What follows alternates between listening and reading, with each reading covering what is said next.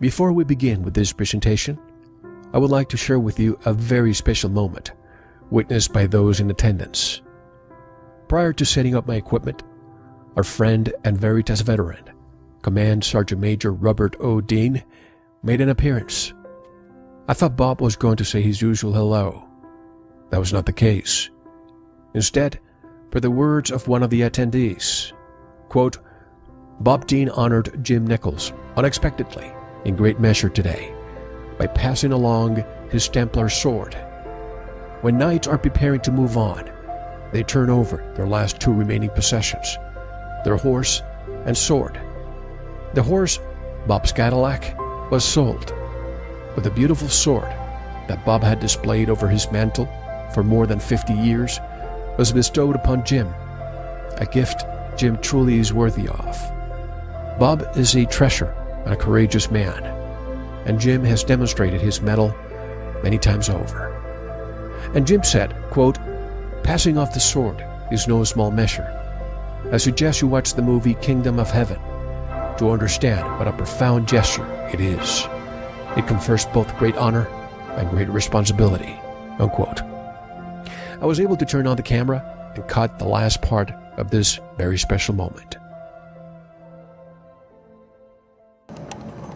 It's an honor for me to bestow upon a dear and good close friend this sword with my love and my respect and admiration.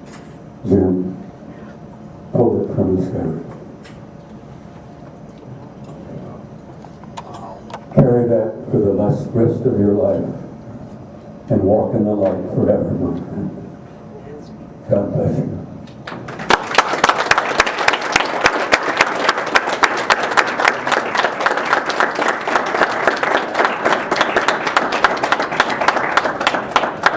Thank you. Thank you. Let me get one more shot. Let me get one more shot with you. Get close to. God bless you. Thank you. And God bless you too, man.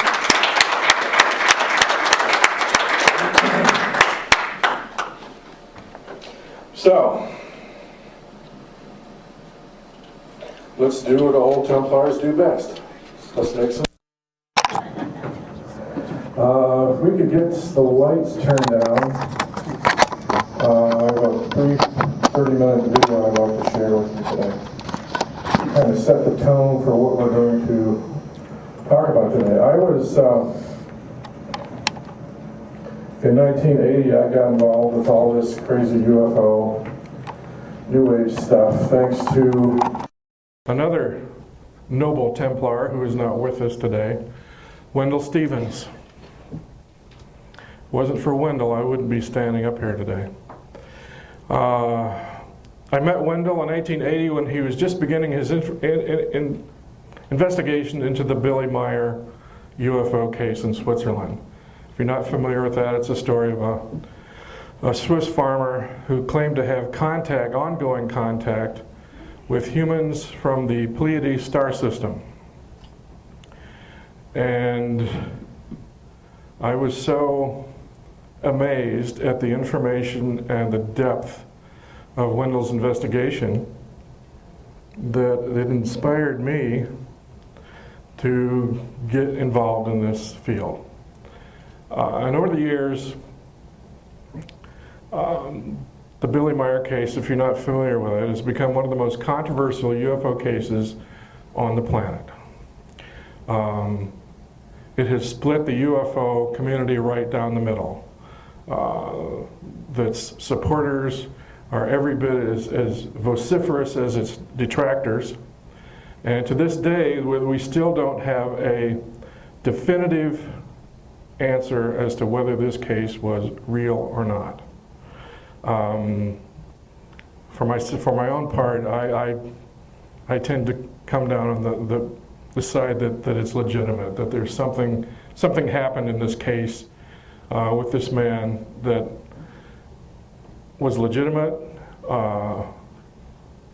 and at least it bore more depth of research.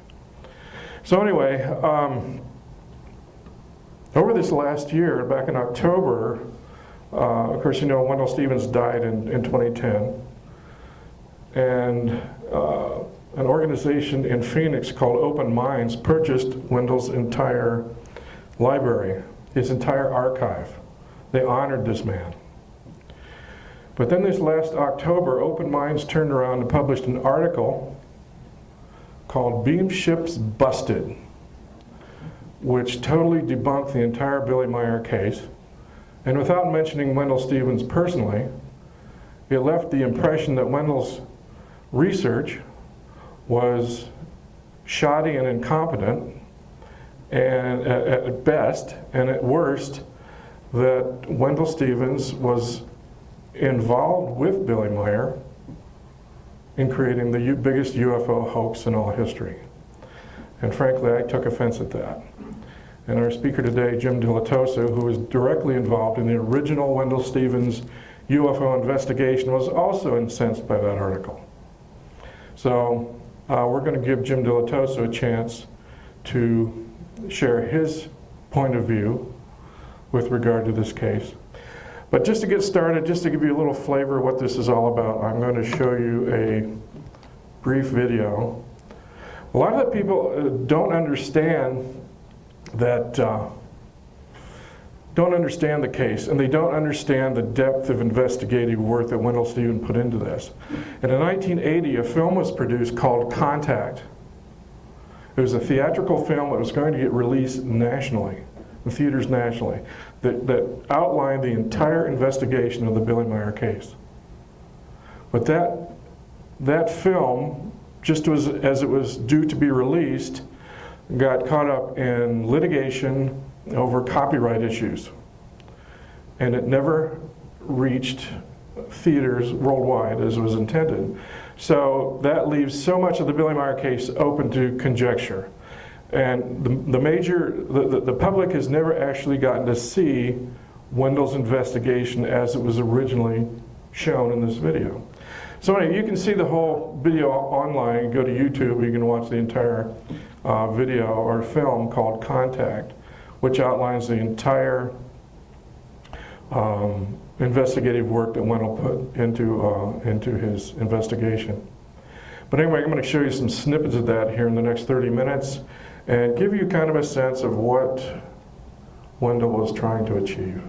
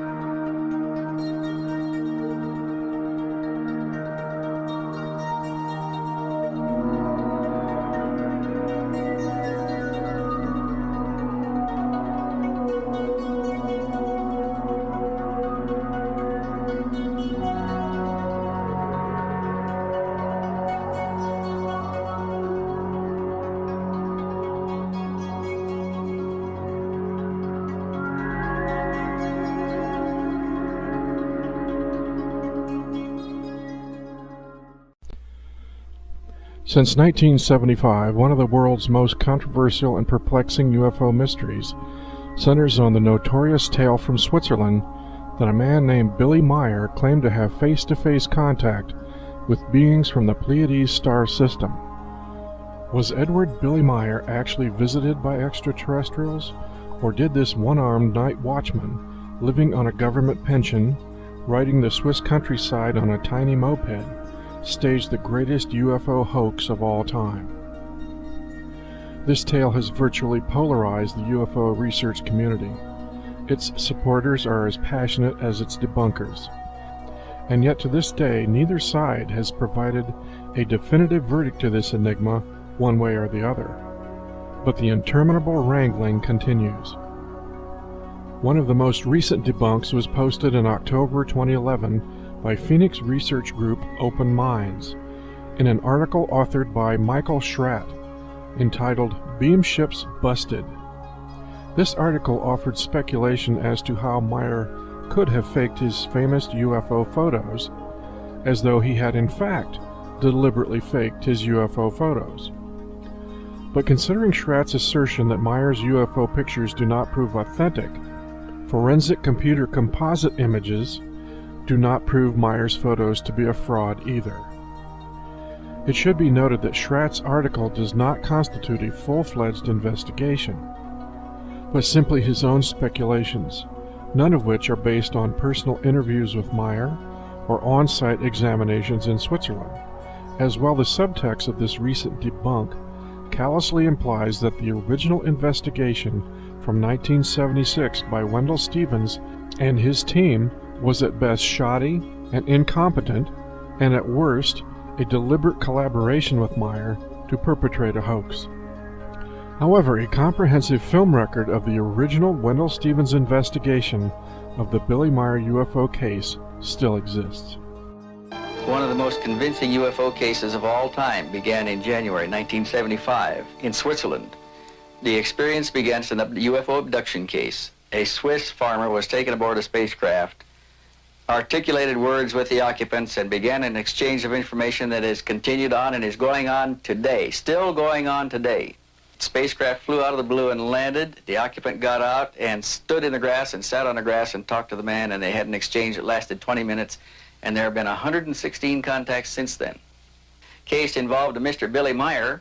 In response to his question, they said that they come from the Pleiades. They said that they are here observing humanity, that they have information. Some of the information is of a scientific nature, and that he would be asked to pass it to other people. They say that they are not gods, they're not superior people, they are men just like we are men. And he's taken hundreds of photographs of the Pleiadian spacecraft operating in Swiss airspace. And this has all been checked by the computer. The computer says that this object is on the order of 20 feet in diameter and about 120 yards away. It agrees with what the witness said about the diameter. He says it's 7 meters in diameter. It's about 21 feet. He took messages, he copied notes from the Pleiadians, wrote them down, over 2,000 pages worth. Here's a book of 600 pages that I have translated into English so far, and this represents 1/4 of the notes. We have no case on record with that volume of information delivered by extraterrestrial contacts to a contactee, a UFO contactee. And the information in there is just staggering, just phenomenal. The information covers technical and scientific data as best they can explain it to us in terms of the words that we use in our technology. It gets into spiritual problems, spiritual development of man and our relationship to deity. It describes other existences in space, other human beings living in other planetary environments. They're here because they're concerned about us, their younger brothers. This investigation was conducted by Lee and Britt Elders and their associate Tom Welch, all experts in industrial counter-espionage. This trio was recruited by Lieutenant Colonel Wendell C. Stevens, a retired United States Air Force combat pilot with 20 years UFO research experience. As well, the team was assisted by Jim Dilettoso, a professional computer expert who served a key role with digital photographic analysis. Totally independent of UFO groups of that day like APRO or MUFON, Stevens organized one of the most comprehensive UFO investigations ever engaged. Conclusions based on this team's research from 1976 to 1982 determined that 1. Digital photo examination confirmed that the images tested were in fact of a large object, 21 feet in diameter, photographed at some distance from the camera. 2. Metal samples examined revealed a process of cold fusion metal combination unknown to earthly science. 3. Examination of audio recordings of the UFO sounds conducted by a professional recording studio revealed frequencies that matched no earthly sound and could not be duplicated by recording technologies of that era. So there hangs the tale. These findings, along with an additional 30 eyewitness testimonies, seem to validate at least a portion of this contact story. Meier's claims of meetings, discussions, and travels with visitors from the Pleiades were totally subjective and virtually impossible to independently verify. Stevens' research team realized in 1980 the best they could hope to achieve was to validate the physical evidence at hand, which they did to their satisfaction. More than 3,000 pages of contact notes, transcribed by Billy, remained anecdotal and circumstantial. Short of the Pleiadians publicly landing in their beam ships, little else could ultimately prove that Billy's contact claims were true. In 1980, a motion picture detailing the original investigation by Wendell Stevens and his research team, entitled Contact, was scheduled for national theatrical distribution, but a last-minute dispute over copyright issues blocked the film from public release. However, researcher Gary Kinder retraced the Stevens investigation efforts and verified the film's conclusions, which he published in his book entitled Light Years. It is not our intent with this essay to validate Meier's claims. His story will stand or fall on its own merit over the natural course of time. However, in fairness to my friend Wendell Stevens, I think the public has a right to see his investigative efforts and determine for themselves if it was shoddy and incompetent. Overwhelmed by the evidence they have gathered, the team meets to plan the next stage of the investigation. We're getting it all. We'll leave tonight? Yeah. Okay, on Meier. I think Meier is a very sincere and honest type person. What do you think, Steve? Has anything changed since you were here? The man seems to be the same, but there's some things changing around him. He's better off. He's got more people around him. More things are happening, but he still is basically sincere. What about the psychological aspects to the man? Do you think it's possible that he's a little schizoid? I mean, it's difficult to tell if what he's saying the Pleiadians are telling him is actually coming from them or coming from him. Well, how do you determine that? Well, we can never prove Too many that other people aspect involved. of the case. Others have seen the same thing. There's a terrific cross-section of people here. You've got a school teacher, you've got a commercial pilot, you've got a businessman, you've got a CPA. They're as good as any average cross-section of society we've got. And they all tested him themselves to their own satisfaction before they ever got this far. Well, I think we ought to go back and throw the book at this one. Everything we can, top technology we can get involved. And I think we ought to let the chips fall where we may and just see what we find. Here we have our image. The ground is below. We'll place this on the platen, emulsion side up, in order to focus on the emulsion. The first step involves translating the photographic image into digital information, the language computers can read. We can start this machine from the point which it is at now and scan 500 lines, 500 points per line, at a very small aperture, and watch the results of this scan being placed, digital information, keep in mind, onto a display. All right, over here on our display, we can observe what the densitometer is doing. This microdensitometer is the same one used to help analyze the photos beamed back from space by the U.S. Pioneer mission. And tell it that we want to go 5 microns between each pixel. Then we'll be digitizing a ½ centimeter square, scanning the first lines. The digital information will be sent on for an analysis that will take weeks to complete.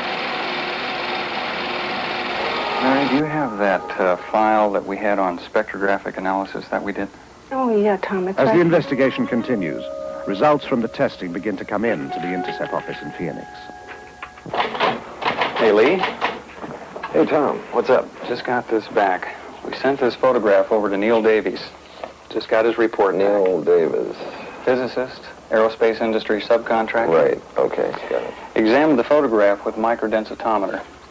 Also, these you're seeing here are the black and white color separations that he did, and let's see what the results were here. Examination of these plots did not reveal any details which would cast doubt upon the authenticity of the photograph. And there's more. Color copy negatives, color separation. Nothing was found to indicate a hoax. And his conclusion is even more interesting. Let's see, black specks, color. Nothing was found in the examination of this print which could cause me to believe that the object in the photo is anything other than a large object photographed at distance from the camera. So we're stretching the data in the edges so we can count how many pixels wide it is. And it's very interesting what happens when you stretch them out because it becomes very clear. Pixels, these little squares, like building blocks, and pretty easy to count. So this one ranges from 5 to 7 pixels wide, this edge. So we have our range here is from 6 to 8. Now what this tells us in looking at all of the edges on the object is, first of all, that it's not a flat piece of plywood hung in the air, or it's not a pay stuff that was done. It actually has shape to it. And in this case, a very wide range, which has to do with focus. Some of the object is more in focus than other parts of the object, which tells me right off at that point that we're dealing with something of size to it. The precise measurements and photos are fed into the computer. The edges of known objects, such as the trees and the hills, are translated into pixels. Since these measurements are known, the number of pixels in the edge of the unknown object, the craft, gives its distance.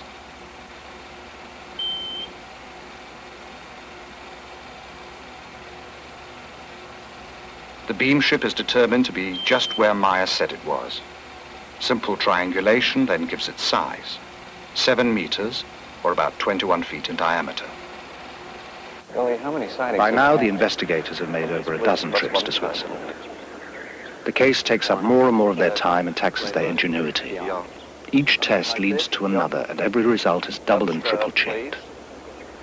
To test the possibility that the Meier photographs were made using small-scale models suspended by transparent monofilament, the investigators bring with them a detailed model of a beam ship they identify as Variation 2. While Welsh flies the model on a hilltop above the farmhouse, Meier and Stevens snap several rolls of film. The camera Meier is using is the same one with which he took all the other pictures. The results are impressive. To the naked eye, some of the photos appear genuine. Those photographs, they're interesting. They look pretty good. Pretty You know, I saw one difference in them, and that was that those models look white.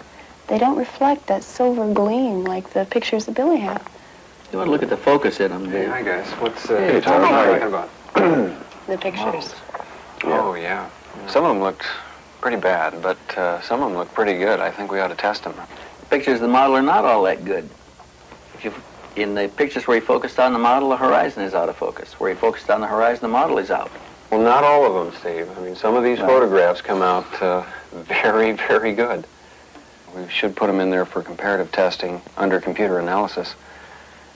We've got to have that comparison. So when we look at models, there's a variety of things that are different than when we look at photographs of these objects. Load in some colors first. That object right there is solid. It's one solid color. There's very little contour in it compared to objects that are in the photograph, like the trees and things that we have color mapped in the background to be high contrast colors.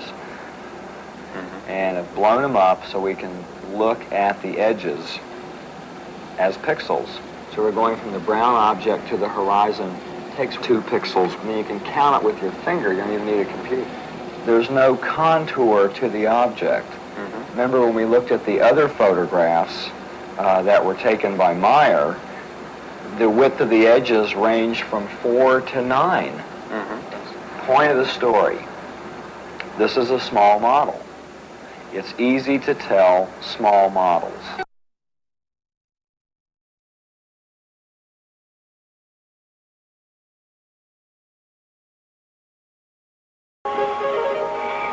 Picked an area here that... Next, Stevens takes the metal fragments to be examined under the electronic spectrometer to determine their components. A typical-looking area in the sample. Preliminary examination of the metal has been done in Switzerland.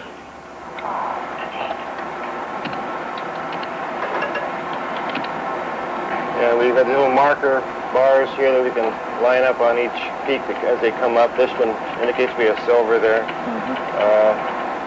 Over here, let's see.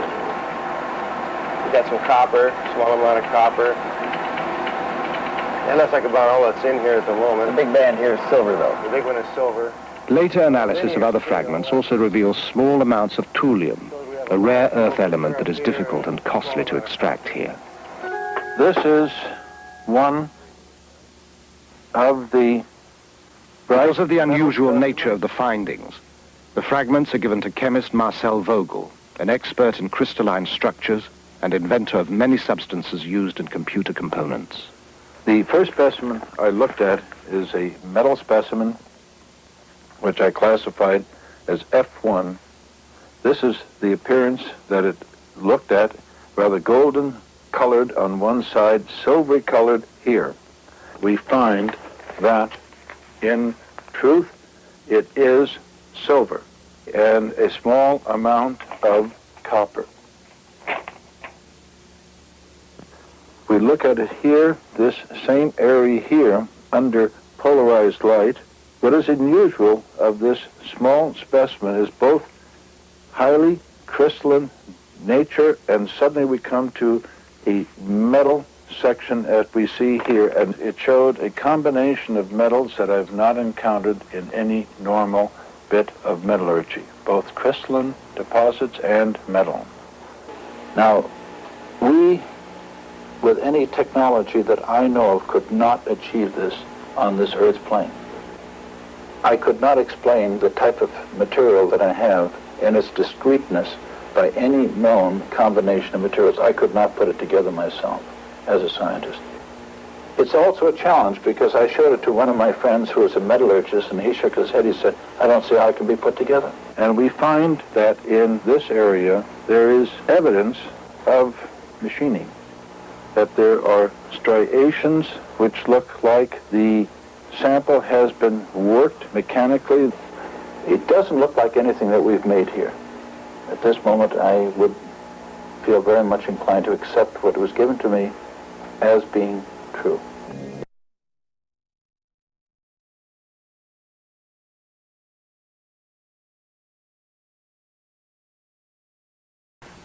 Listen here.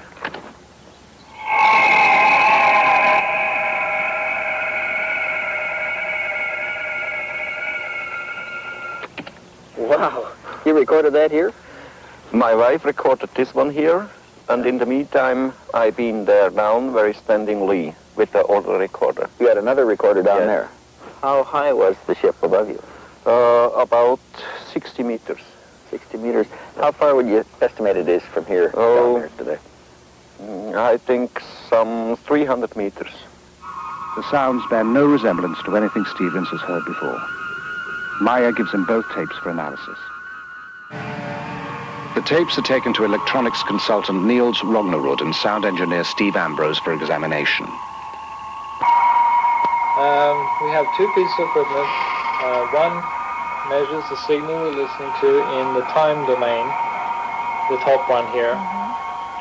And the bottom one is measuring the frequency components of the signal. Yeah, what does this mean when they're all together like that? What you have is you have many tones happening at the same time. And right now, they're aligned. Now they're disaligning. They're out of alignment. They're very much out of alignment. Now they're starting to centralize on one. It's not as though maybe before you had 10 different frequencies at random, and then all of a sudden 9 dropped out and you only had 1 left. What's happening is the 10 different frequencies are converging on one central frequency, which is, I find, very interesting. This is probably one of the most interesting things about the tape, is that there are... What's this right now? Very, very many tones. Yeah. And they're all changing very fast. For a moment there, we were looking in and we had 3 evenly spaced frequencies. See it there again? Yeah, you got them again. Yeah. Niels, would it be possible to recreate this sound? To be honest with you, I personally don't think so. There are not synthesizers on the market that have oscillators that change that randomly. Even if you got 9 or 10 of them going, they wouldn't change from those peaks that quickly. So a significant thing is this rate of change. Well, and besides, if you were going to create a noise for a spaceship, you'd be hard put to come up with something as original as this. There's another alignment there. Okay, Lee, what we can do here is... Intrigued by the findings, Lee Elders takes the tape to Robin Shellman, who has studied the sounds of the earlier craft. We're showing this throbbing, modulating beat that we hear on the tape. This beat, or modulation, occurs at these frequency peaks. Each one of these peaks is a discrete frequency. If you wanted to give a visual display, let's say we're talking a motor. Could be a motor, a shaft of a motor with 4 magnetic poles or coils around this shaft. The curious thing about this, it changes from 4 to 5, 6, 7, all the way up to a number that is difficult to discern. At a certain point, you're going to generate a certain amount of magnetism. And then later on, you want a stronger field, well, you're going to select 8 fields. All right, now you're going to hear 8 pulses on the tape. And then later on, you want a stronger field, you can select 16, 32. Is there anything unusual about this? I would think it's highly unusual. I don't really see any application for it, with the exception of, like I say, either generating a magnetic wave of some sort for laboratory purposes or maybe in this case, propulsion.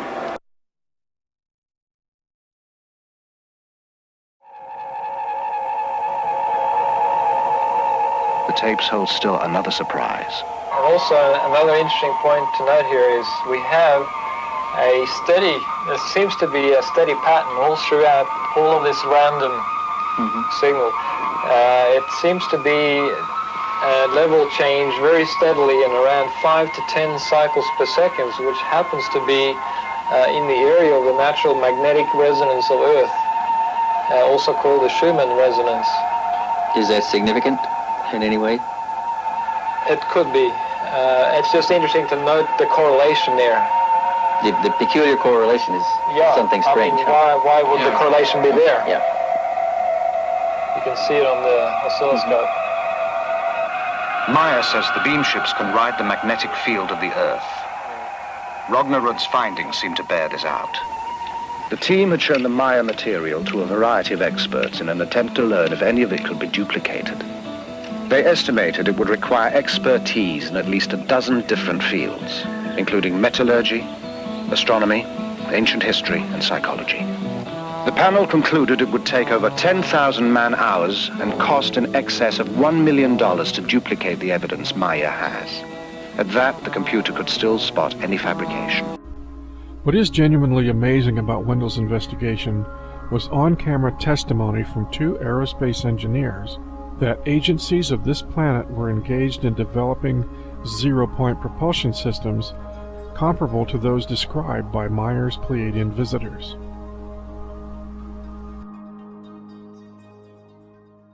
If his story is true, How did those beings accomplish a journey of such staggering distances? The investigators put the question to Alan Holt, an astrophysicist who works with the U.S. space program, and David Froning, a specialist in spacecraft design for that program.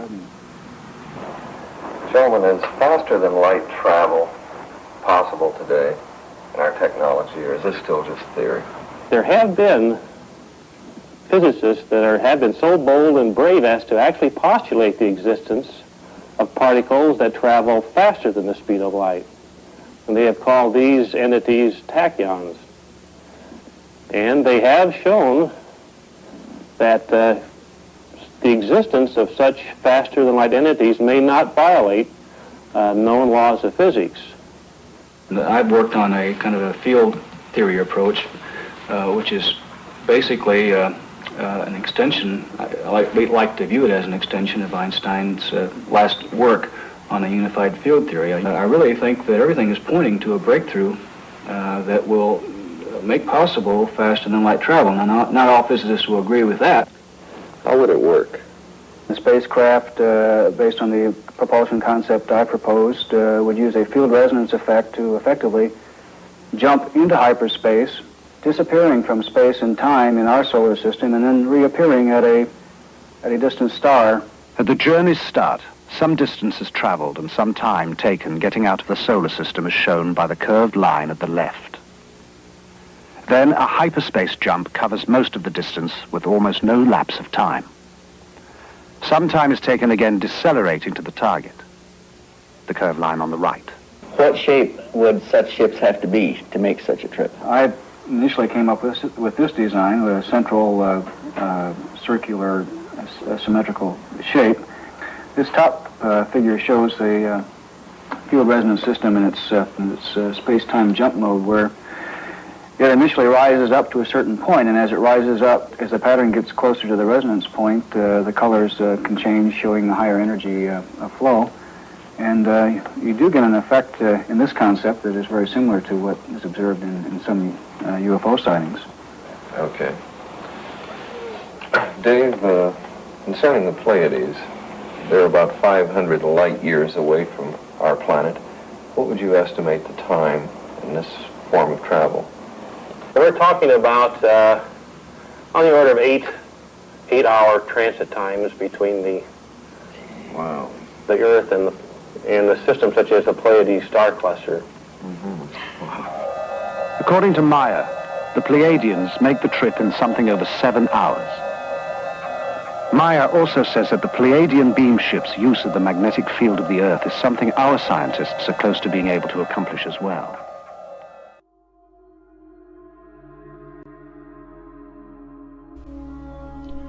There are important questions vital to the Meier case that voracious UFO debunkers conveniently fail to mention, such as what agencies or corporate interests might be served by discrediting Meier and his story. What groups have the means and the motives to make claims of interstellar space travel, free energy propulsion, or contact with more advanced ET civilizations sound like ludicrous poppycock? Or could it be that the ruling elite of our world don't appreciate extraterrestrial visitors blowing the whistle on their greedy planet Earth monopoly game? Without exception, all Earth governments are made up of human beings for which power hunger and an avid thirst for profits are characteristic. They only want, under cover of peace and friendship, to occupy our ray ships, to exercise absolute rule over the Earth.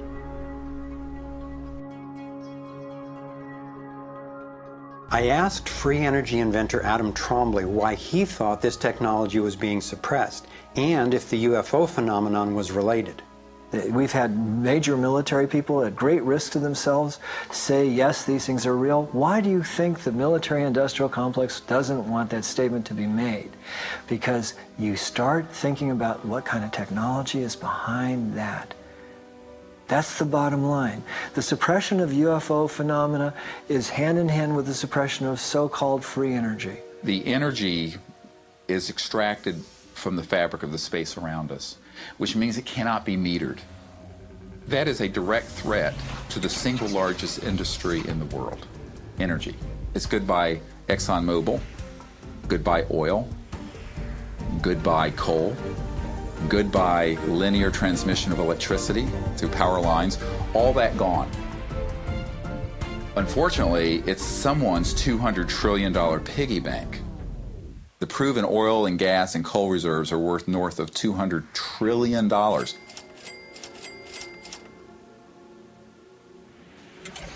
This information coming out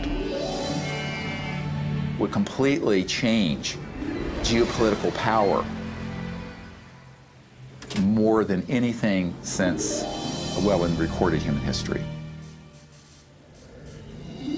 And it would happen in a generation.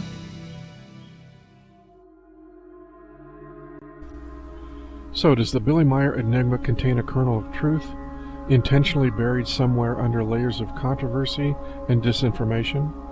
The world may never know. The ultimate truth rests with the Pleiadians themselves. As they tell it, Meier's story of ET contact was never intended to be definitive, only provocative. And to this day, it remains just that.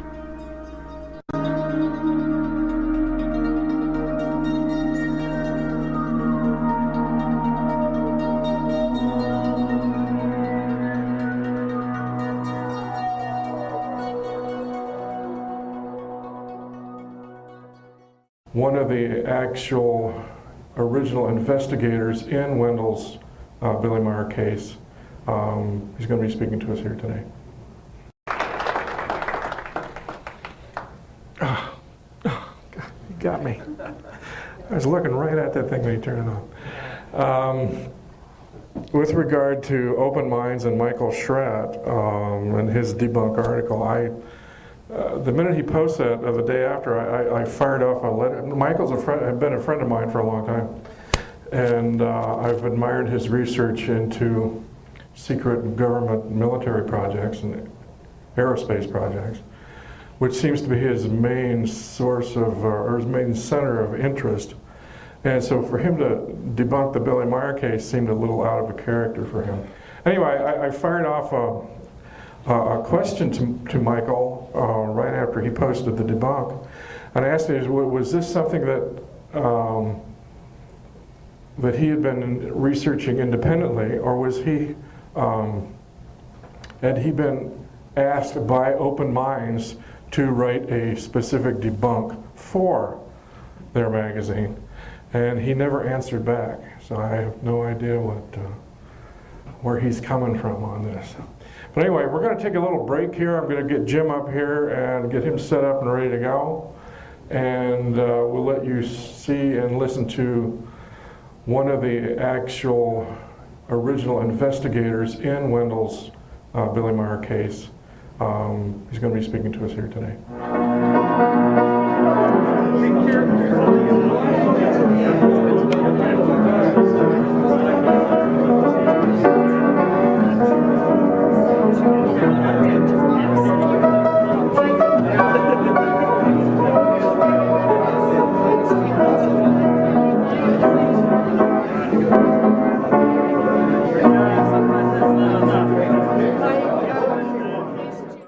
But the young man you saw doing the computer analysis and digital imaging was none other than Jim Dilettoso, who is a Renaissance man. He's a computer analyst, he's a computer genius, he's a man of many talents. Farmer. No, he's moving into farming. Sign of the times. Anyway, I'm going to let Jim Dilettoso step forward here and give his own personal insights into the Billy Meier UFO research. Jim Dilettoso. Great. Thank you. My good friend. Thank you for coming. Many familiar faces, all familiar faces. So, for the two people here that I haven't met before, I'll give you just a little synopsis of how I ended up here. Then I'm going to talk about the Billy Meier case from the point of view of the investigation, data, numbers, analysis. Then I'll talk about the perception that the Billy Meier case has had over the years. And I don't promote the Billy Meier case. I don't promote any case I ever analyze.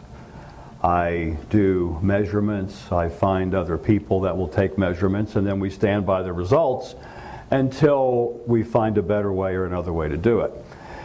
So, long time ago, far, far away, in the 70s, I was in the technology rental business. I rented oscilloscopes and measurement equipment, field measurement equipment out as a business, and I also rented out tractor trailer trucks full of rock and roll sound and lighting equipment. And they seem like two different businesses, but you really do have to calibrate really loud rock and roll equipment. And you don't tour in the winter.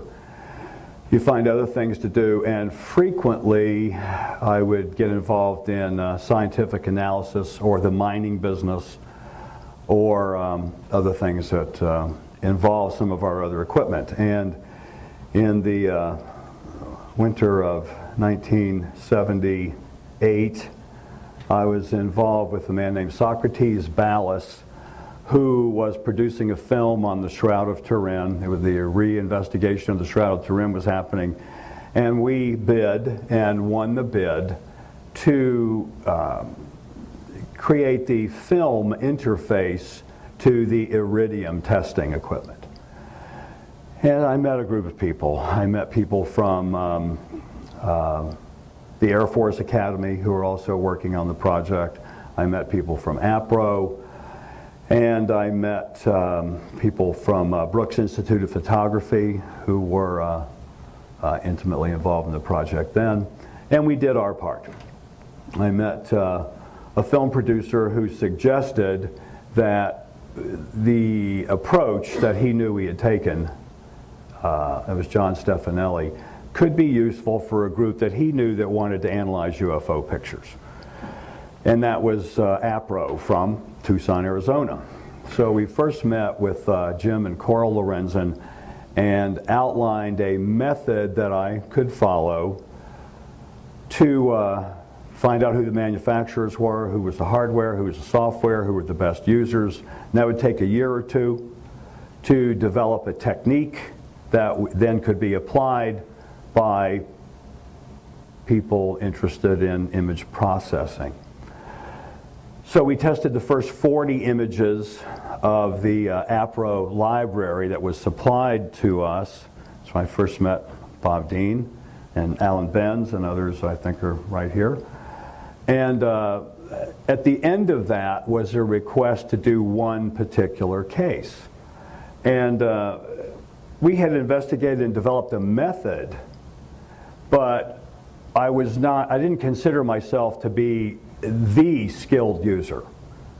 So I took on the task of introducing the investigators to other skilled users. And that's what we did for the first 2 years, was to go to the conferences, in particular the Society of Photo-Optical Instrumentation Engineers, IEEE, and SIGGRAPH, on behalf of APRO and the UFO Photo Archives and G3, which is the Genesis 3 group, Lee Elders and Britt Elders, who were doing security, because security was necessary because one of the pieces of equipment, one of the areas of equipment that I was certified to calibrate were optical systems related to the Cray supercomputer system. Well, you can't just walk in and out of facilities that own a Cray. You have to have a reason to be there. It's very precise in how it is done. So Wendell brought in Lee Elders.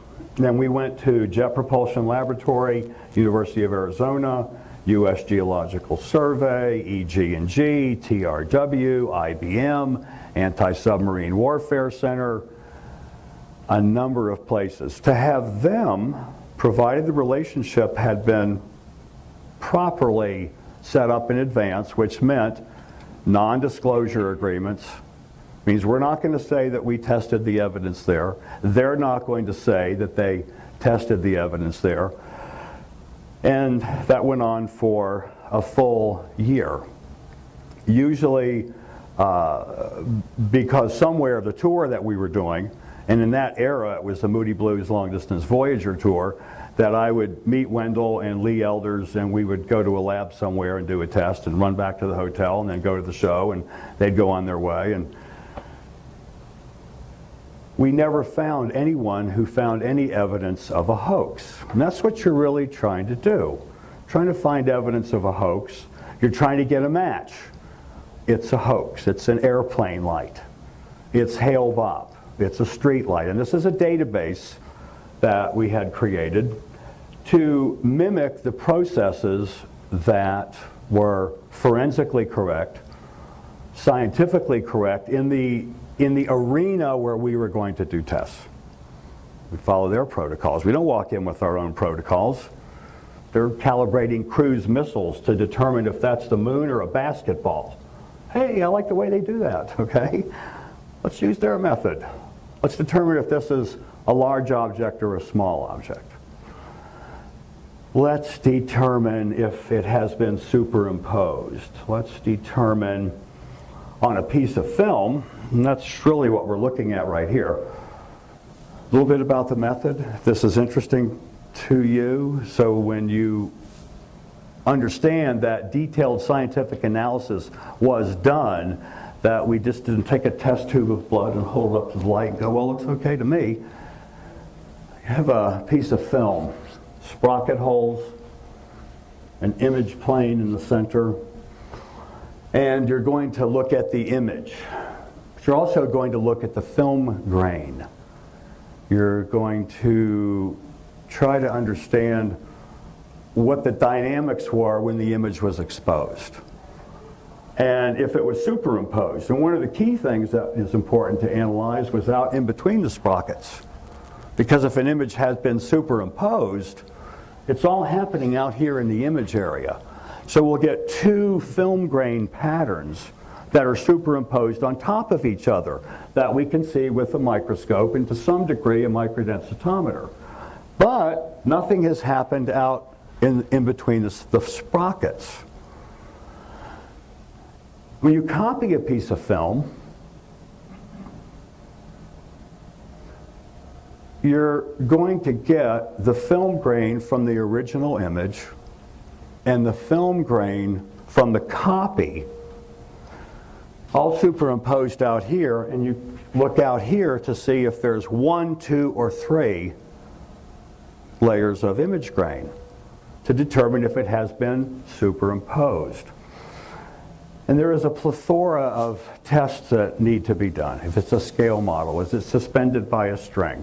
The properties of the edges, the properties of light, the properties of the shadows. And it takes a long time. You can't just put in a picture and it'll run all the software. Did I mention back then that a scanner cost about $100,000 and a computer was a couple $100,000? I forgot to mention that little part. We didn't have one then. Had to go to places that had that. But essentially we were looking at it with a microscope, the standard tools, a microdensitometer, a video camera or a film camera, and using scanners, which at that time were the new kid on the block.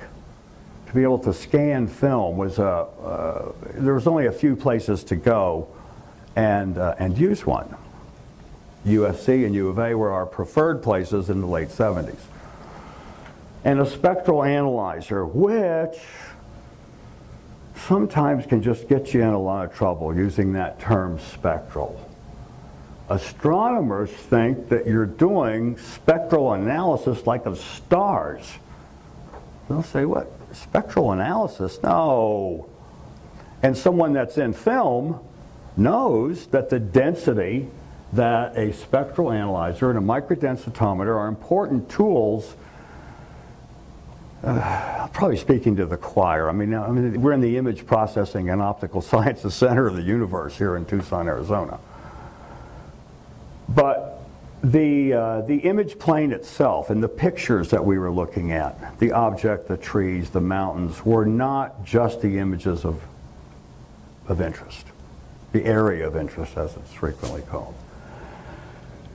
And that was in the late 70s and 80s.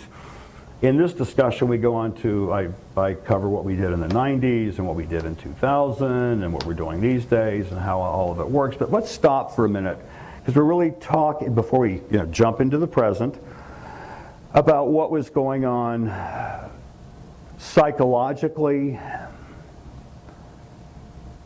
and scientifically in creating a group to analyze the Billy Meier pictures, 8mm film, sound, and metal samples. Some of the things that really fell off the radar from public scrutiny were the hair samples of the extraterrestrials that Billy Meier handed over in the cardboard box that I guess bananas had been shipped to Switzerland in. That was the box that he had the metal samples, the hair samples, and the dirt samples and all that. Here, Wendell, before you go, here's a box for you. It's a banana box. Maybe it was just us that saw the humor in that, but it had to be there. But we got this banana box, wrapped in aluminum foil, came back, and we now had metals to analyze, hair to analyze,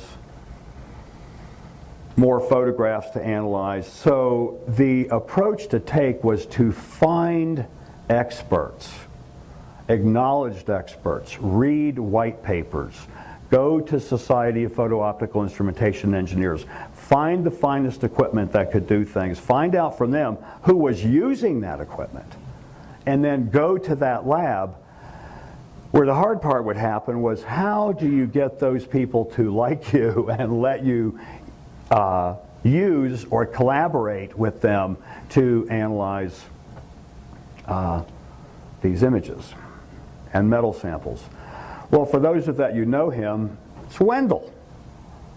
We're able to generate a charismatic force field of believability when I would accompany him, sometimes as Jim Dilettoso, sometimes as Dr. Anthony James Tose, sometimes as other names.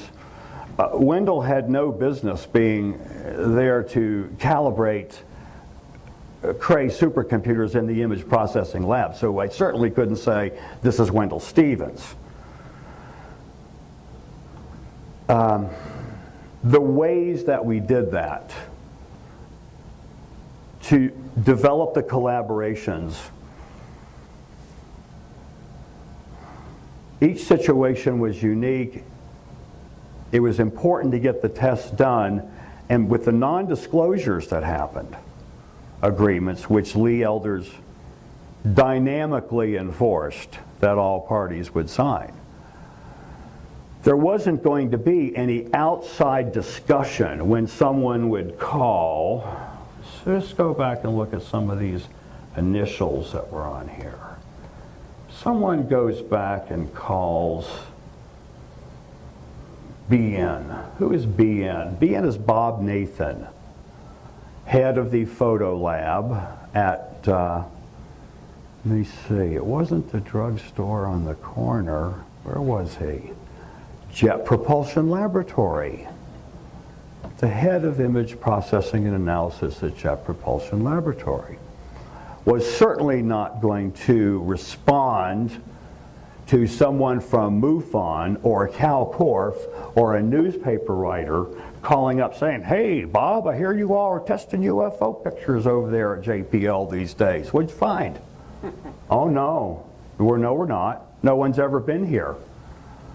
Well, there's these pictures here of you and Wendell Stevens and Jim Dilettoso, and well, no, I just met those people in the cafeteria. They came up and talked to us in the cafeteria, and that would be the way it was placed.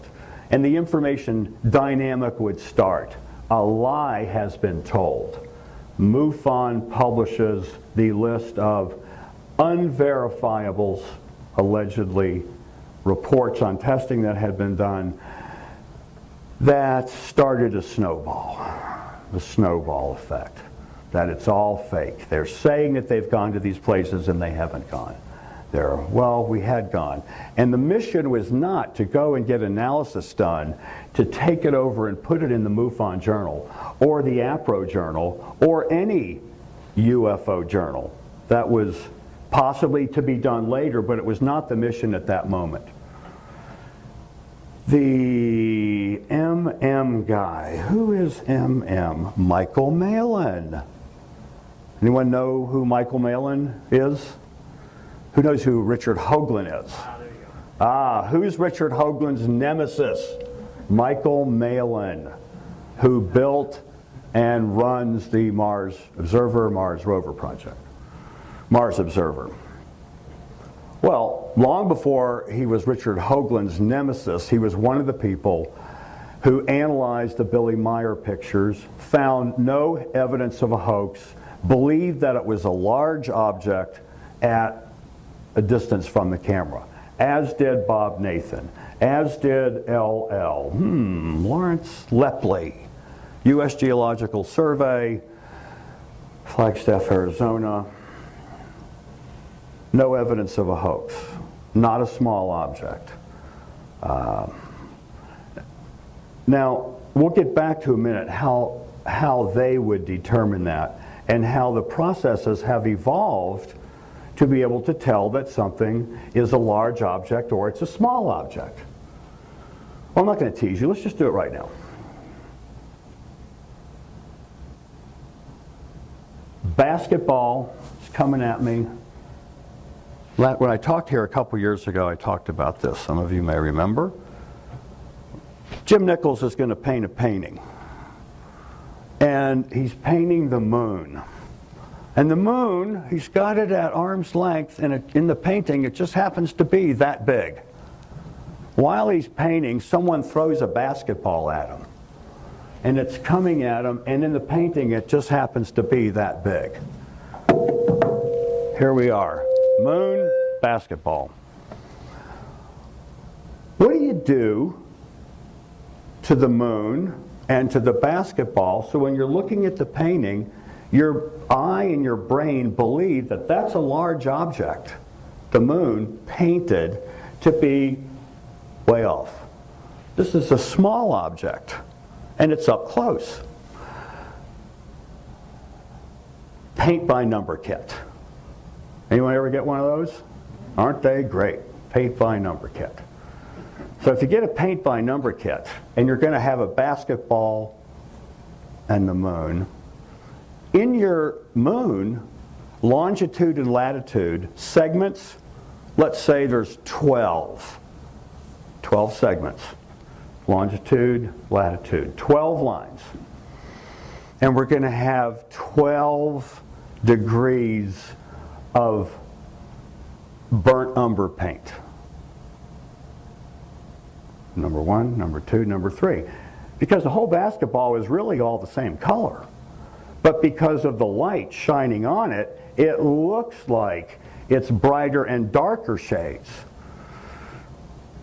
So when you paint in, fill in each little segment, we've got a basketball up close with 12 segments and 12 layers of paint.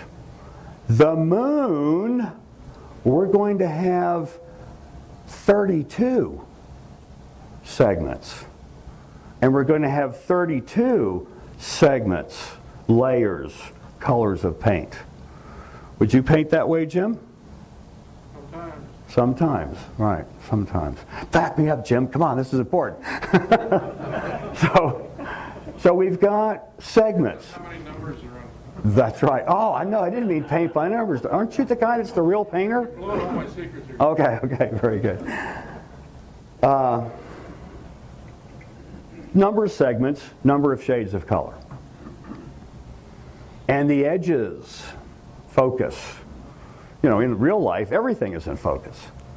But our eyeballs and the lenses say, well, this is real far off, and the edges on that are a little bit fatter, or they're different inside the depth of field and beyond the depth of field. The properties of the edges change. So at Disney or at Film Effects of Hollywood Company, before they go and do forced perspective to make a little car going over a bridge that they're going to blow up, they make little cars this big, this big, this big, real cars, and photograph them and analyze them and measure the edges and test them to be able to have a real car driving down the road, drop it out, put in a small car and have it look real. To match the properties of the edges for focus, properties of motion, because there's blur, horses running, it's blurry on the back end. And these are all things that our eye and brain calculate when we see it. A painter does when they paint a painting to give it motion, to make it look larger, smaller, in focus, out of focus, moving, whatever, you decide. And that entire set of variables is turned into a set of filters that we apply to the unknown and extract it out. It's the reverse.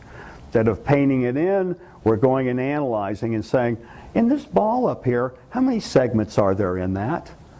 Can we use a series of filters that'll go through 0 is black and 256 is white, and let's look at 0 and then 1 and then 2 and filter them out one at a time and then stack them all on top of each other and look at them and say, oh, this is a small object. This is a large object. Because of the number of segments that are in it, the way that the light is distributed over a small object is different than a large object. And it's not rocket science. It is the first time that you do it, but then you repeat it over and over again. Look at the pictures and say, this is a small car, this is a bigger car, this is a real car.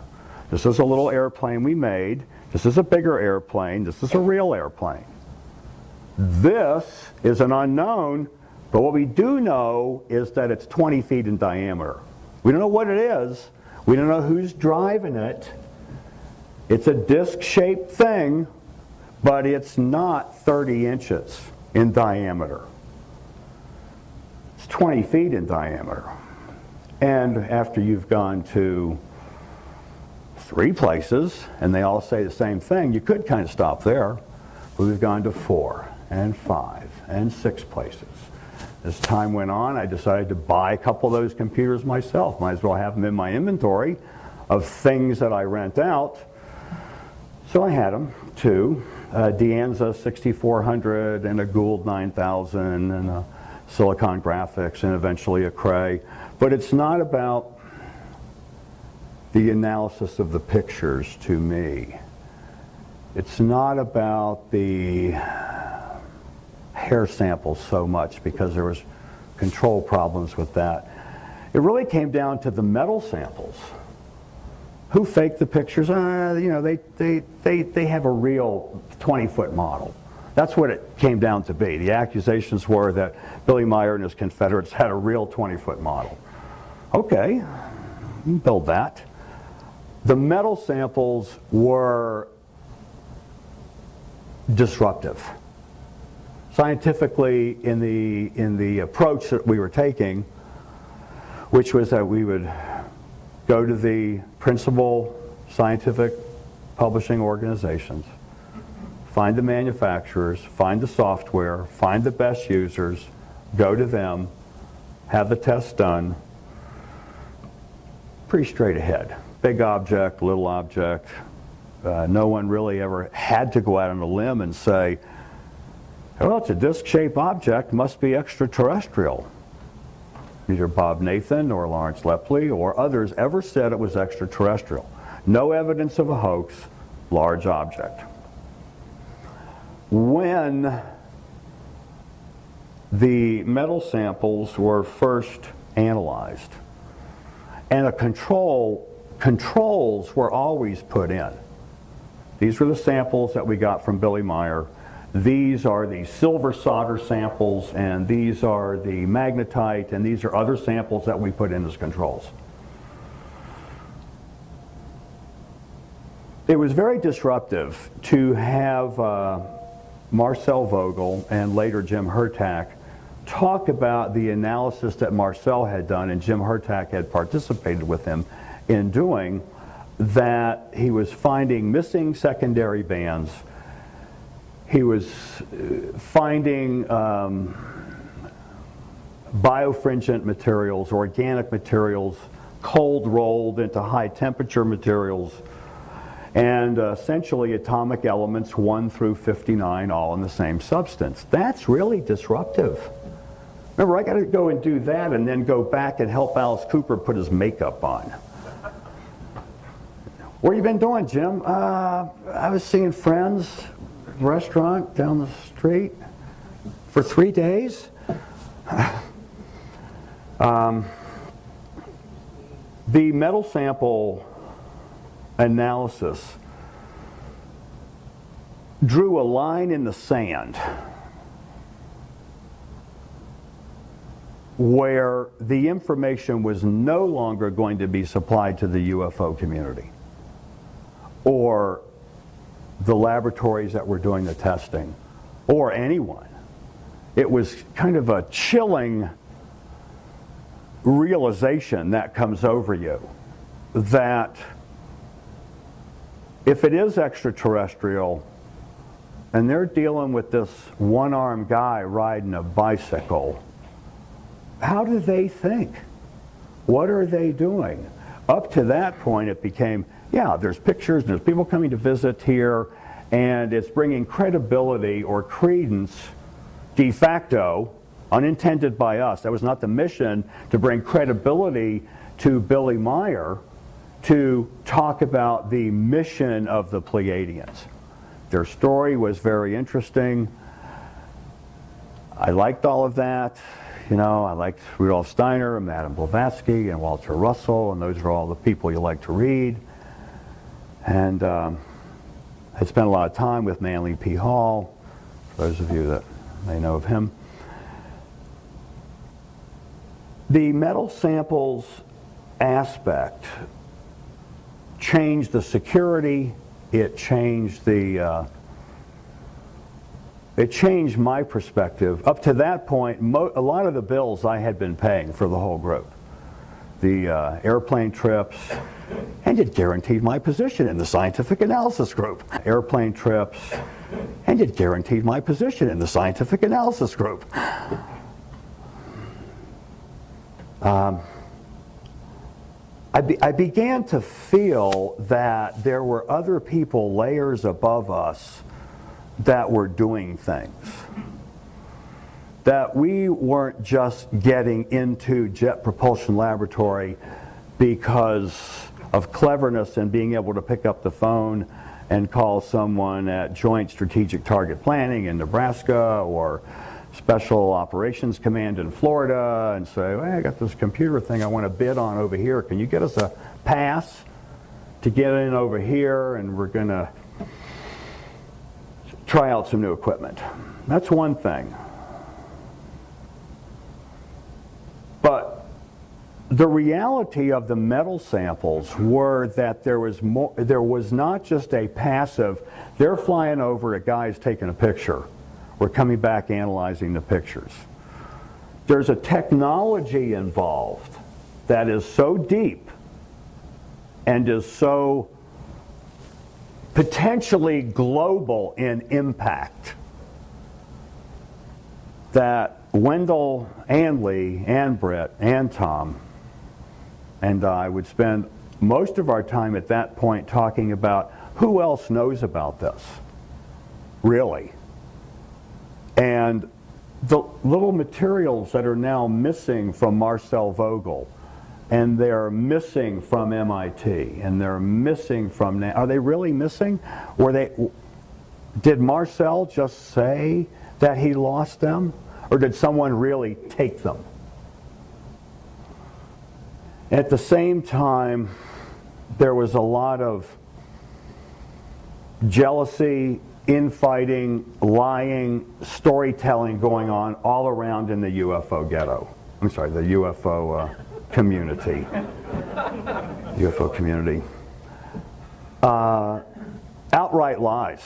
That upon the realization of that, when you see that people will just make up things and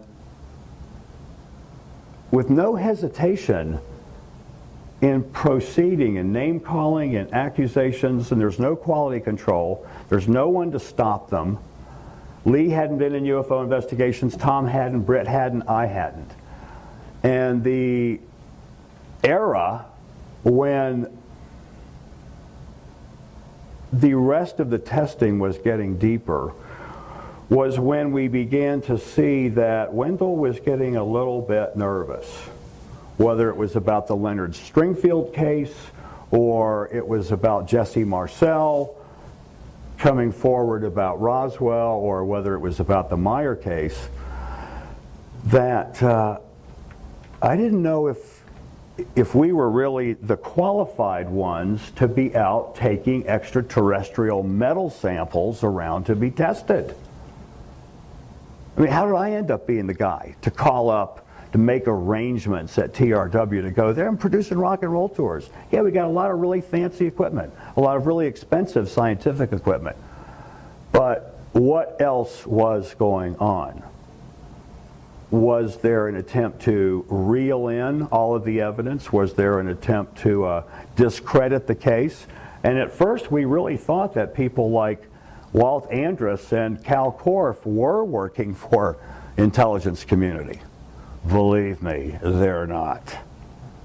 They're typical of mean-spirited people that make a name for themselves to be out in the UFO community and lie and make up stuff and pretend that they're part of the intelligence community so that they are somebody back at the water cooler at where they work. Period.